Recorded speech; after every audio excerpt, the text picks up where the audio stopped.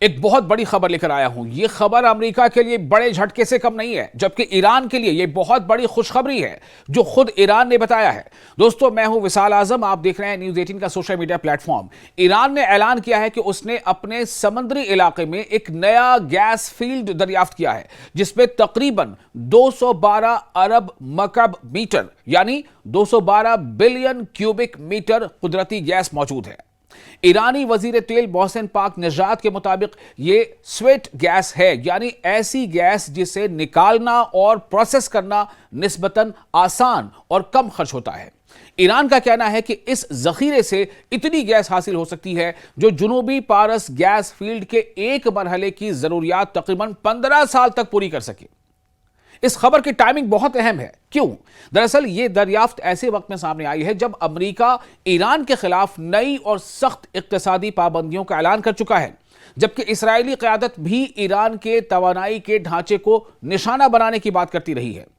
ایرانی معیشت یعنی ایران کی اکانومی بڑی حد تک تیل اور گیس کی آمدنی پر انحصار کرتی ہے، اس لیے توانائی کے شعبے پر یعنی انرجی سیکٹر پر دباؤ ڈالنا واشنگٹن کی حکمت عملی کا اہم حصہ سمجھا جاتا ہے۔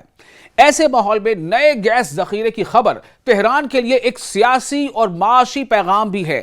ایران یہ تاثر دینا چاہتا ہے کہ پابندیوں اور فوجی دباؤ کے باوجود اس کے پاس انرجی کے وسیع وسائل یعنی بڑے پیمانے پر ریسورسز موجود ہیں اور وہ طویل مدت میں اپنی برآمدی صلاحیت برقرار رکھ سکتا ہے۔ کیا یہ دریافت فوری طور پر ایران کو فائدہ پہنچائے گی؟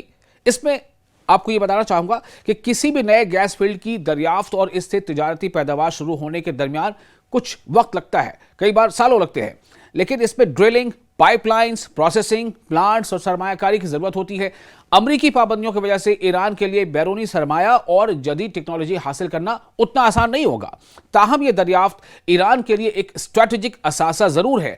اگر مستقبل میں پابندیاں نرم ہوتی ہیں یا ایران متبادل خریدار تلاش کرنے میں کامیاب رہتا ہے تو یہ ذخیرہ ملک کی آمدنی اور توانائی کی سلامتی کو مضبوط بنا سکتا ہے۔ امریکہ اور اسرائیل کے لیے اس کا کیا مطلب ہے؟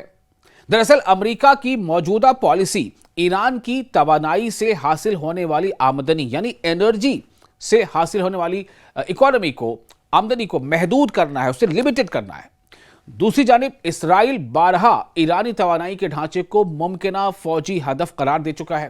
ایسے میں نئے گیس ذخیرے کی دریافت یہ ظاہر کرتی ہے کہ ایران کے توانائی وسائل صرف موجودہ تنصیبات تک محدود نہیں ہیں، بلکہ ملک کے پاس مستقبل کے لیے بھی یعنی فیوچر کے لیے بھی بڑے ذخائر موجود ہیں۔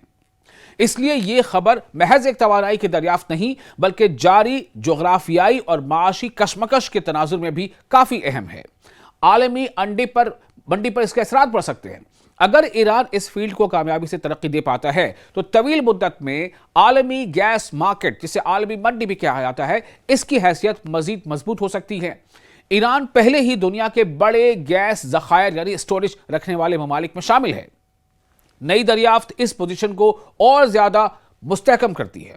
دوسری طرف اگر ایران اور امریکہ کے درمیان کشیدگی بڑھتی ہے یا توانائی کے انفراسٹرکچر پر حملوں کا خطرہ پیدا ہوتا ہے تو عالمی تیل اور گیس کی قیمتوں میں اتار چڑھاؤ بھی آ سکتا ہے۔ تو اس خاص خبر کا خلاصہ یہ ہے کہ اس خبر کی اصل اہمیت گیس کے حجم سے زیادہ اس کے سیاسی اور معاشی پس منظر میں ہے۔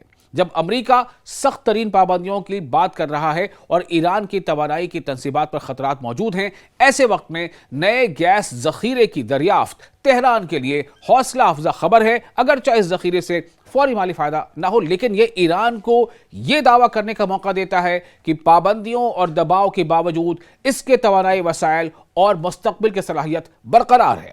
آپ کو یہ خبر کیسی لگی؟ آپ اس موضوع پر یہ جو ویڈیو ہم نے بنایا ہے آپ اپنے کامنٹس ہمیں شیئر کر سکتے ہیں۔ ویڈیو اچھا لگا ہو تو لائک اور شیئر ضرور کریں۔